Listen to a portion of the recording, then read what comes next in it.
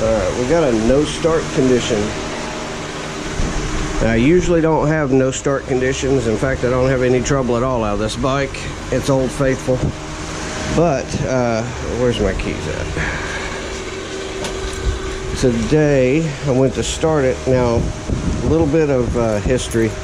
About 3 days ago, I rode it, and it sounded like the Bendix was hanging.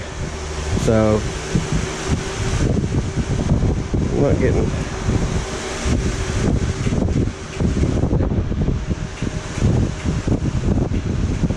Alright, so I'm just gonna, it's totally denying me. So I thought, okay, maybe it's hydrolocked, right? So I pulled the spark plugs, and I got no problems there. We got nothing inside there that would cause that issue. And so I thought, okay, well, obviously we need to check the voltage. And if I go in my battery tender pigtail here, I'm just not getting anything at all. Okay, so the battery tender pigtail is not showing me any voltage, so there could be a connection issue. And what we'll go ahead, pull the seat off, and kind of see what's going on after we get the seat off. So let's check the connections on it. Not hydrolocked, that part's for sure. So let's get this off, check connections.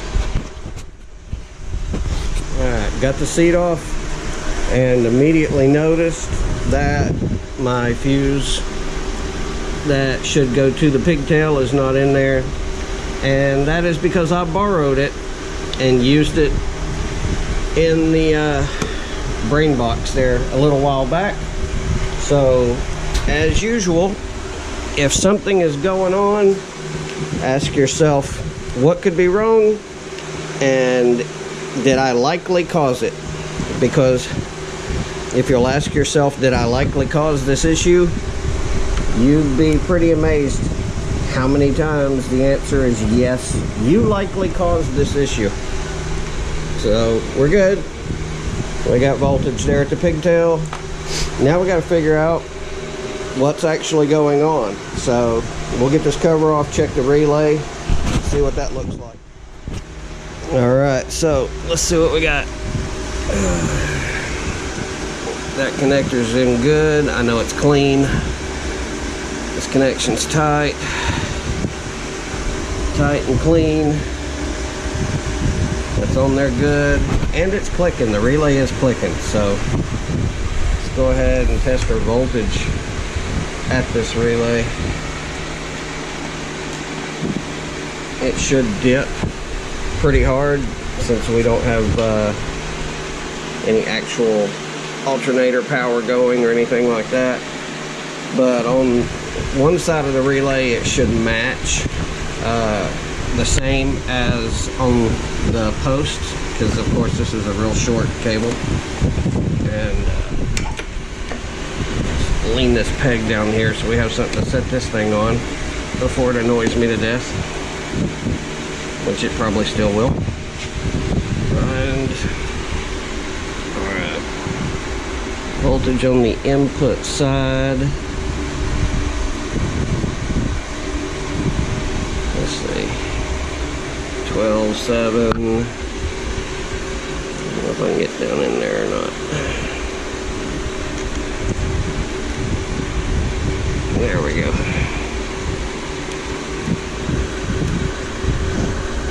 12.7. Alright. So what we really need to focus on is what the voltage is on this side. And what we're going to do is we're going to compare voltage loaded on both sides of that relay.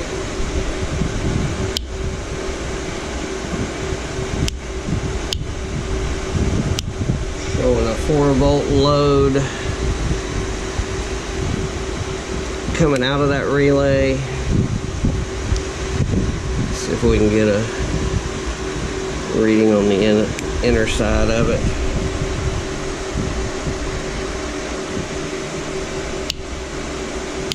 Okay. So what we can see is that we got the same voltage on both sides of this relay. So we're dropping to 4 volts immediately on both sides. So this wire got really hot. That means that it's not a connection issue. That means it's drawing a lot of amperage. Now, what I was saying earlier was that I had been hearing this Bendix. It seemed like it was hanging up for about a half a second after starting. And this is a pretty new starter. It's only been on there for about 3,000 miles, if that, probably 2,000. And so that's not good. We're gonna make sure the connections are good down here, that there's no issue, even though what we learned up there is that with it getting that hot, we're drawing a lot of amperage. It can be done to a bad connection, but most likely this simply isn't turning over at all. So let's go from there. Okay, now I've got the hookup straight to the starter. And one thing I've noticed, the wire at the starter's hot and the starter's warm, and it hasn't even turned over one time. So that means to me that this thing is locked up. Let's give it a test.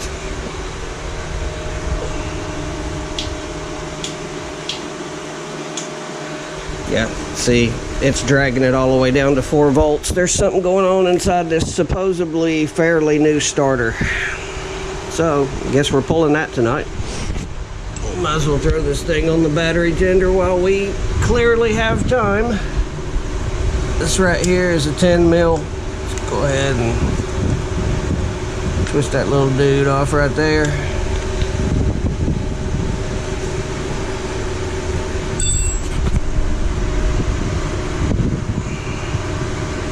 Get your starter wire off.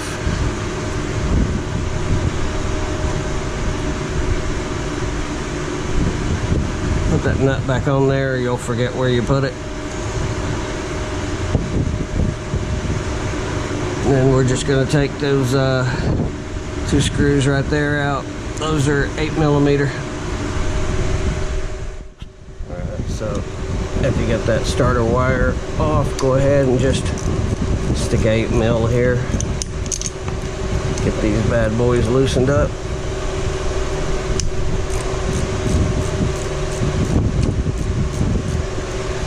Get them off. When you go to pull your starter out, you're going to lose some oil, so make sure you got an oil pan. You don't have to drain your oil. You actually are not going to be using, or losing rather, a ton of oil. You're just going to take a little bit off of the top if it's filled all the way up. So it's not that big a deal. Just go ahead and leave everything the way it is and pull the starter out, long as your oil pan's under there to catch anything you lose, because you're not going to lose that much. Some, but not that much. So we're ready.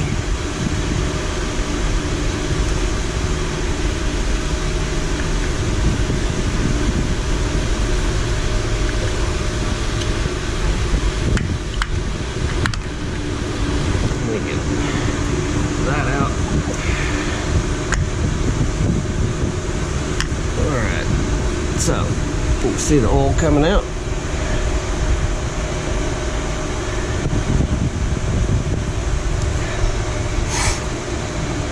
Looks like it's about done.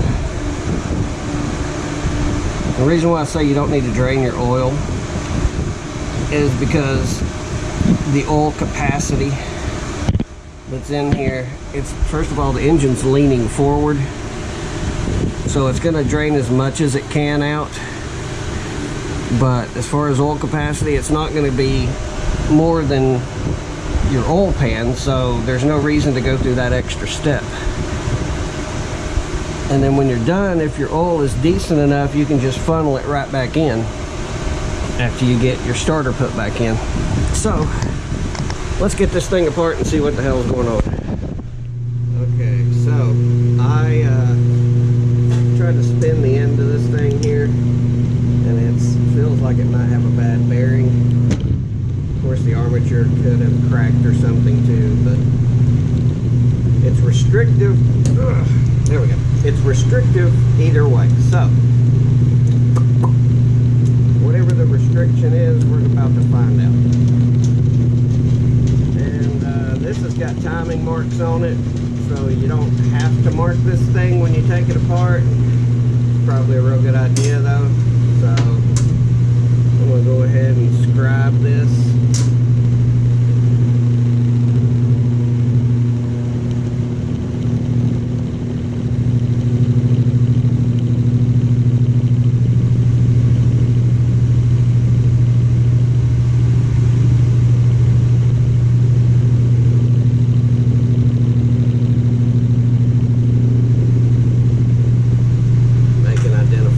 Scribing mark on that so we know where it goes, and that way we won't have any issues going back together. This also has shims in it, and you should pay very special attention to the shims when you take it out.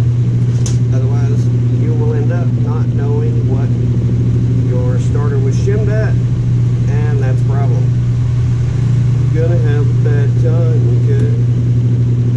So this thing's already pushing off. I'm not even having to pull it apart. So something's going on. This is just basically falling off. Normally you gotta smack these things or something. And it's not giving me any problems at all. There's definitely a lot of carbon in there.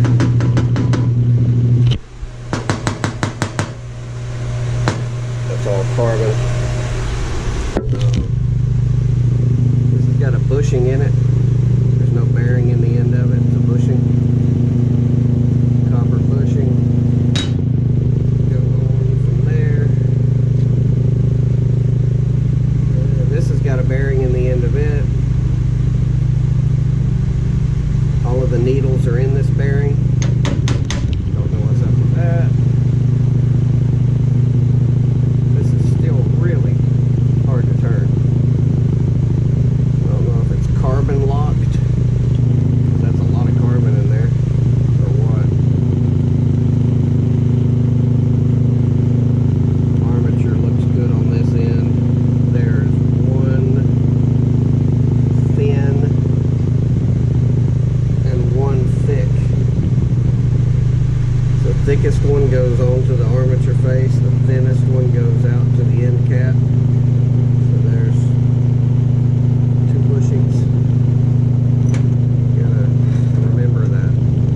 Otherwise you will get screwed quick. Okay, so push this thing directly out the bottom. Oh, there's your problem right there. Look, the magnets are free. The magnets have came loose on the case. That is not the first time that's ever happened to me.